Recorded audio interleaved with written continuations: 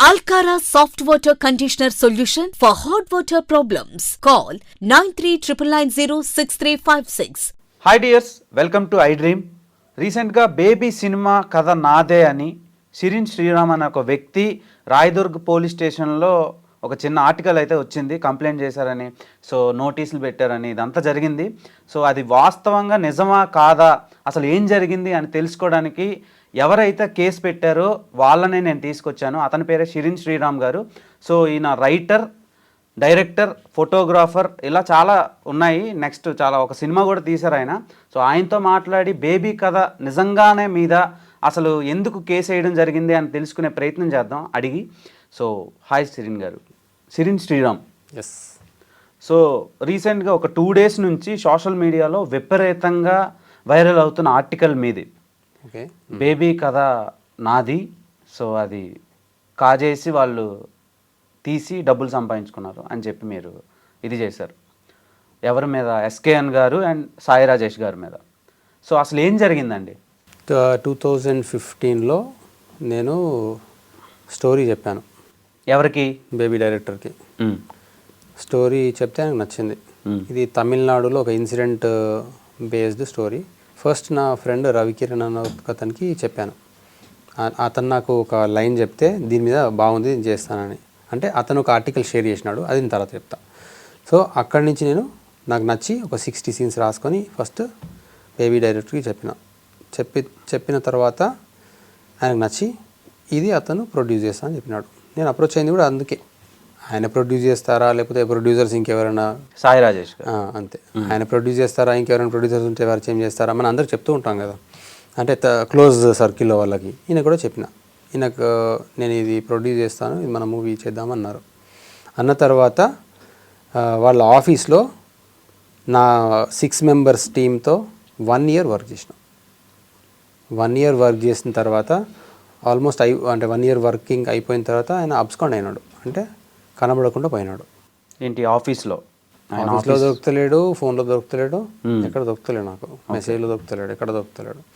So wait చేసి ఒక 1 month wait చేసిన, ఆల్మోస్ట్ 1 month కన్నా ఎక్కువ వెయిట్ చేసి ఫైనల్గా నేను వెళ్తున్నానని చెప్పాను. ఎందుకంటే నా టీం ఉంది కదా, 6 people టీం ఉంది కదా.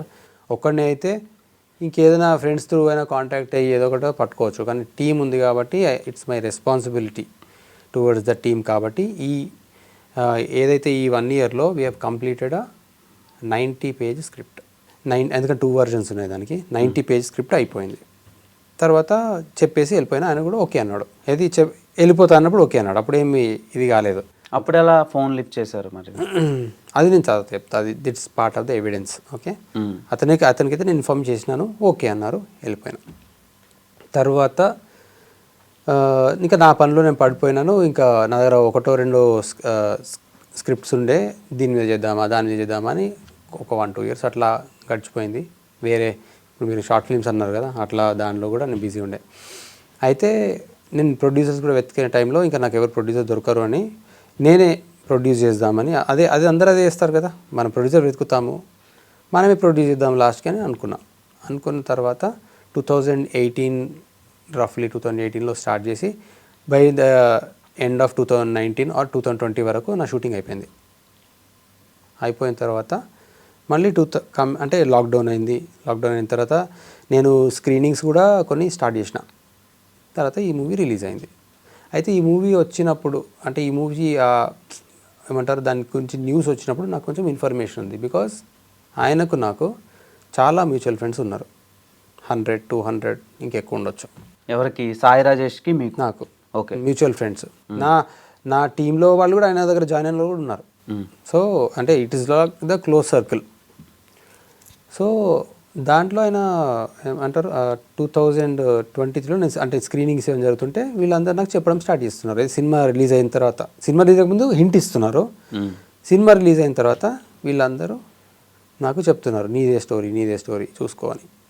ఫస్ట్లో నేను కొంచెం నెగ్లెక్ట్ చేసినాను. ఎందుకు అని అంటే నేను నా ఫిలిం దీనిలోనే ఉన్నాను, ప్లస్ నేను వాళ్ళకి ఏమంటారు అంటే ఇంత మనలాగా అంటే నాకు ఒక కేపబిలిటీ అని ఉంటుంది కదా, మనలాగా తీసుండారులే అట్లా అనుకున్నాను. తర్వాత మా అంటే ఇది ఎమోషనల్ మూమెంట్ ఎప్పుడు అయిపోయిందంటే నా అసిస్టెంట్ డైరెక్టర్స్ కొంచెం ఫోన్ చేసి ఏడుస్తున్నారు. ఎందుకంటే వాళ్ళు కష్టపడి వాళ్ళ సీన్స్ కూడా ఉన్నాయి, నేను ఒక్కడనే కాదు క్రెడిట్, వాళ్ళు కూర్చుని వాళ్ళు రాసిన సీన్స్ ఉంటాయి కదా, వాళ్ళు రాసిన సీన్స్ ఉన్నాయి కాబట్టి వాళ్ళు ఎమోషనల్ అయిపోయి ఏడుస్తున్నారు. సో అప్పటి నుంచి కొంచెం ట్రిగ్గర్ ఇంక స్టార్ట్ అయింది. అయ్యి యూనో స్లోగా దాని మీద ఎవిడెన్సెస్ కలెక్ట్ చేయాలి అది అనుకొని ఇప్పుడు వీ హ్యావ్ ఫైల్డ్. వాళ్ళకి నోటీస్ పంపినాము, రిప్లై వచ్చింది, ఇప్పుడు ఫైల్ చేసినాం. రాయదుర్గ్ మెట్రో స్టేషన్ నుంచి మాకైతే నోటీస్ వచ్చిందని ఆర్టికల్స్ పడినాయి చాలా ప్లేస్లో. మీరు ఎప్పుడు కంప్లైంట్ చేశారు? డేట్ ఈ డేట్ నాకు ప్రతిసారి కన్ఫ్యూజ్ అవుతుంది, 8th అనుకుంటా. 8th లాస్ట్ మంత్, ఇప్పుడు మొన్న 8th. Okay. So date file ఇన్ని రోజులు ఎందుకు పట్టింది అంటే బేబీ రిలీజ్ అయ్యి అప్రాక్స్ ఒక 7 months అవుతుంది, 7-8 months అవుతుంది. సో ఇంత టైం ఎందుకు పట్టింది? రిలీజ్ అయినప్పుడే తెలుస్తుంది కదా ఇది నా కథే అని, చూసిన వెంబటే చేయొచ్చు కదా, కంప్లైంట్ చేయొచ్చు కదా. ఎవరైనా కానీ ఇప్పుడు ఇది ఒకటే ఇన్సిడెంట్ కాదు, చాలాసార్లు నా కథ అని బయటికి వచ్చిన వాళ్ళు ఉన్నారు వేరే వేరే సినిమాలకి కదా. సాలిడ్ ఎవిడెన్స్ లేకుండా మనం బయటికి వస్తే మనమే, మీరు నమ్ముతారా? నేను వచ్చి నాదే స్టోరీ అని చెప్తారా? ఫ్రెండ్స్ కూడా నమ్మరు, ఏదో చెప్తున్నాడులే అనుకుంటారు, అంతే కదా. ఎందుకంటే నడిచిందిలే, నీకు కేపబిలిటీ లేదు అది అంటారు. కాబట్టి సాలిడ్ ఎవిడెన్స్ కలెక్ట్ చేసి దీన్ని ప్రూవ్ చేయాలని కొంచెం దానికి టైం పట్టింది. చెప్పాను కదా, స్టార్టింగ్ కూడా కొంచెం ఎమోషనల్ మూమెంట్స్ ఉండే మాకు, అవన్నీ బయటికి వచ్చి దీని మీద మనం ఫైట్ చేయాలి అని డిసైడ్ అయ్యి, ఎందుకంటే నాకు అది అడ్డమవుతుంది. దాన్ని ఏమంటారు, దాని ఇంపాక్ట్ ఏదైతే ఉందో నాకు ఇప్పుడు స్క్రీనింగ్ చేయాలంటే నాకు కష్టమవుతుంది. ఇప్పుడు మీరు ఏదో ప్రేమించొద్దు అని సంథింగ్ ఒకటి చూసా, ఇదే అది.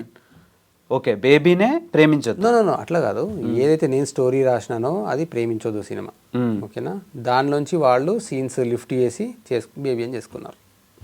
ఓకే, అంటే మీ కథలోంచి సీన్లు మార్చి వాళ్ళు బేబీలా కన్వర్ట్ చేసుకున్నారు. Stolen and modified by your ప్రేమించొద్దు. అవును. సో ఇంత జరిగింది కదా, మీరు సాయి రాజేష్కి ఫోన్ చేశారా? ఎప్పుడు? సినిమా రిలీజ్ అయిన తర్వాత, బేబీ రిలీజ్ అయిన తర్వాత. ఇప్పుడు ఒక విషయం, 2015లోనే 2016లో నేను వెళ్ళిపోయేటప్పుడు అన్ని రోజులు నాకు కాల్ ఎత్తలేదు, నాకు రెస్పాన్సే చేయలేదు. Why will I call him? నేను ఎందుకు కాల్ చేస్తాను? నాకు ఎప్పుడు అప్పుడే నాకు కేర్ చేయనప్పుడు, అంటే మొత్తం 1 year అయిపోయిన తర్వాత కూడా కేర్ చేయనప్పుడు, మళ్ళీ వచ్చేసి 2020లో ఎలా ఉన్నారండి ఏం చెప్తాం, అదంతా ఉన్నప్పుడు. Then that's why we send them a notice through contact అయినట్టే కదా, పంపినాం. నోటీస్కైనా reply some way or other, వాళ్ళే మాతో మాట్లాడాలి. అయ్యో మేము ఇట్లా అనుకోలేదు, అట్లా అనుకోలేదు వాళ్ళు అనాలి. కానీ వాళ్ళు రివర్స్ పంపినారు. రివర్స్ నోటీస్ పంపించారా? రివర్స్ రిప్లై దానికి పంపి నేనే నీకు కథ చెప్పినా అంటున్నాడు అందులో. ఎవరు? సాయి రాజేష్ గారు. మీకు అది ఇప్పుడు పంపించారు రివర్స్ నోటీస్, ఎప్పుడు వచ్చింది? ఇప్పుడు ఇది రివర్స్ కంప్లైంట్. మనము అది అంటే రిప్లై, అది నోటీస్కి రిప్లై. అది మనము by the end of December అట్లా వాళ్ళకి నోటీస్ పంపినాము. దాంట్లో రిప్లైగా వాళ్ళు 15 days తర్వాత అనుకుంటా, రిప్లైగా వాళ్ళు నేనే నీ కథ చెప్పిన అంటున్నాడు ఆయన అంటున్నాడు. సో ఇలా అయితే ఇప్పుడు మీరు చెప్పింది నిజమా కాదా పక్కన పెడితే, మీరు చాలా ప్రాక్టికల్గానే చెప్తున్నారు. అక్కడ జరిగింది ఏంటంటే నాకు ఒక అన్యాయం జరిగిందని చెప్తున్నారు మీరు. సో ఇంత ట్రావెల్ అయ్యారు కదా, ఈ మధ్యలో మరి ప్రేమించొద్దు అని ఒక ప్రాజెక్ట్ మీరు తీయడం జరిగింది, అది మరి రిలీజ్ చేస్తే అయిపోద్ది కదా. వాళ్ళ గీత ఆర్ట్స్ ఉంది, మరి నాకెవరున్నారు? మరి ఓన్ రిలీజెస్ కూడా ఉంటాయి కదా. అట్లా కదండి, ఆయన ఫస్ట్ 3 films కూడా టైం పట్టింది. ఒక I think 1 of his films 4 years పట్టింది అనుకుంటా. మరి అది ఎందుకు అయింది? అవుతుంది, కొత్త వాళ్ళని అంత ఈజీగా నమ్మరు. నేను స్క్రీనింగ్స్ కూడా వేయడం స్టార్ట్ చేసిన, ఎవరెవరో తర్వాత చూస్తారు కదా అది బాగుంది సినిమా అని.